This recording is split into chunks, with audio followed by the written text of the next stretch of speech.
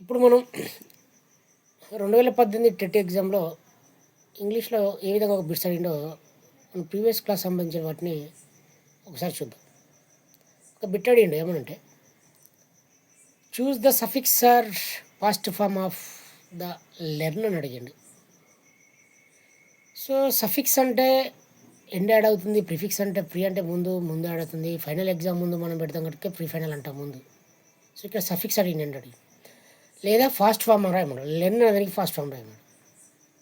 Plus suffix అడగలన్నాడు. ఏంది ఆడ ఆప్షన్స్ లెంత్ టీ ఇచ్చాడు, వై ఇచ్చాడు. సో డిఫరెంట్ ఇచ్చాడు. మనకు లెర్న్ అనేదానికి ఫాస్ట్ ఫామ్ లేదా సఫిక్స్ అనే లెంత్.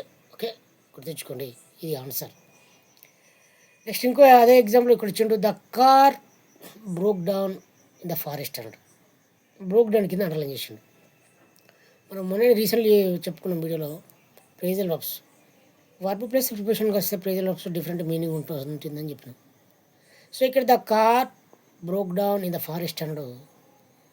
డిఫరెంట్ ఆప్షన్స్ ఇచ్చిండు. అక్కడ మనకు బ్రోక్ డౌన్ అంటే స్టాప్డ్ వర్కింగ్ అన్నట్టు.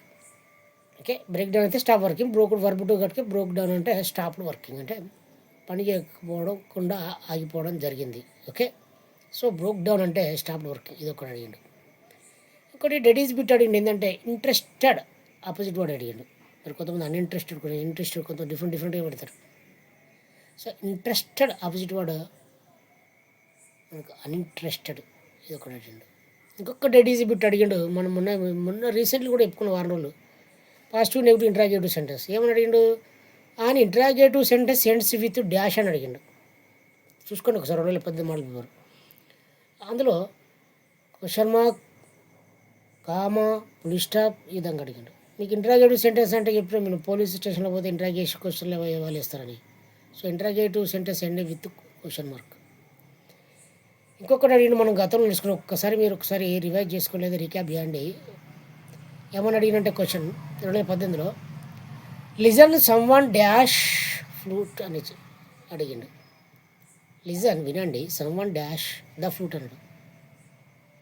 మీకు చెప్పిన ప్రజెంట్ కంటిన్యూస్లో keywords now, at present, at the moment, look, see, here ఇటువంటి వస్తాయని చెప్పిన ఒక్కసారి నా వీడియో మళ్ళీ ఒకసారి చూసుకోండి. ప్రజెంట్ కంటిన్యూస్ అవే క్లూ ఉంటాయి. నేను చెప్పిన కంటిన్యూస్ అంటే బిఫోర్ వస్తుంది. ప్రజెంట్ కంటిన్యూస్గా ఎట్లా గుర్తించాలంటే ప్రజెంట్ యొక్క హెల్పింగ్ వర్బ్ అయినా ఈజ్, ఐఎమ్, ఆర్ ఉంటే అది ప్రజెంట్ హెల్పింగ్ వర్బ్. సో ఇక్కడ డిఫరెంట్ ఆప్షన్ ఇచ్చిండు. ఏంది is playing, was playing, were playing, will playing అని డిఫరెంట్ ఆప్షన్స్ ఇచ్చిండు. మన రూల్స్ ప్రకారం లిజన్ అనేది వినండి.